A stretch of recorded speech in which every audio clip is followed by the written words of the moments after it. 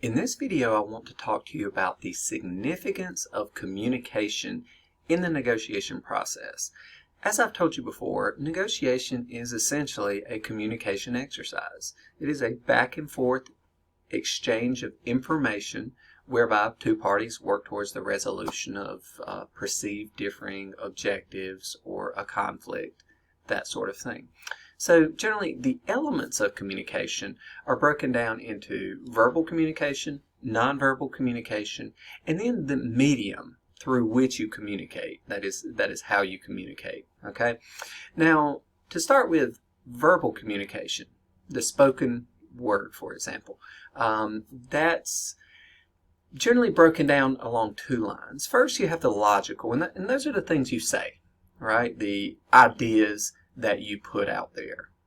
The second grouping is the pragmatic, which is more based on semantics, syntax, that type of thing. So it's basically the characteristics of what it is you're saying rather than the content, right? So both of these come together so that the listener, the receiver of the message, decodes what you mean by what you're saying.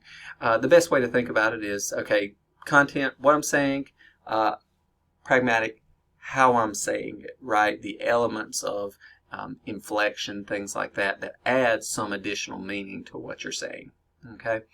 Next, we have nonverbal communication, okay? And nonverbal communication is pretty much anything that conveys some level of information that is nonverbal in nature. It can be face gestures, eye movement, hand movement, body position, posture, things like that, right?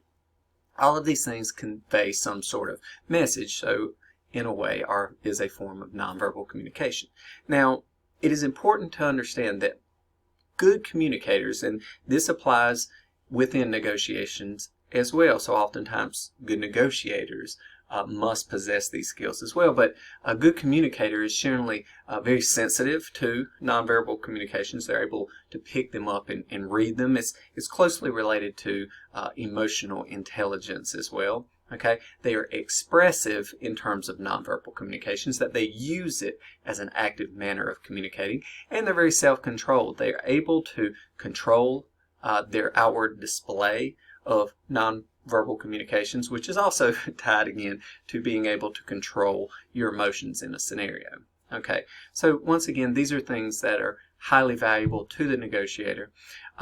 How is nonverbal communication used to communicate?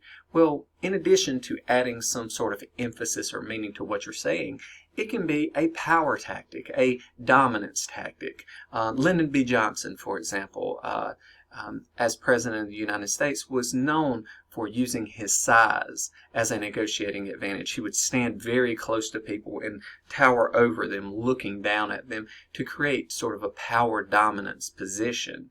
And per the text, per reading, per history, was quite effective in influencing other people in that way. So it can be used as a tool. This is simply an example that how, once again, nonverbal communications. It can also be used to the reverse and be very inviting to show someone that you're accepting them in, cooperative, that type of thing. We have an entire series on communication on thebusinessprofessor.com, so please visit that and look through our communications course for more information on these topics. One thing important in nonverbal behavior, which is important in the negotiation, is attending behaviors. Okay, attending behaviors are behaviors that you are undertaking simply to show someone that you're engaged and that you're paying attention in the conversation. It can be things such as simply nodding your head calmly as people are talking to show that you're listening, right? That you're preparing and ready to engage. Sometimes, sounds like right, can be a attending behavior because you're demonstrating to somebody that you are engaged and that you're following along in the conversation. Okay, and then lastly is our medium of communication, and this is a constraint that we've identified in the negotiation process, right? But your medium of communication is, in a way, how are you transmitting the message to the other side, to the receiver of the message? Is it Are you doing it verbally? Is it in writing? Okay, or text message of some sort? Is it in person? Or is it electronic? Okay, is it written on paper and sent via mail? Is it synchronous? That is, you and the other person are exchanging information in real time at the same time. Or is it asynchronous? That is, I send a message, the other person receives it at a later point in time and replies to it at that later point in time, often the way you would consider sending a letter in the mail or email, right? Where something is more real time if you're talking to someone on the phone, okay? Or in a chat where you're going back and forth.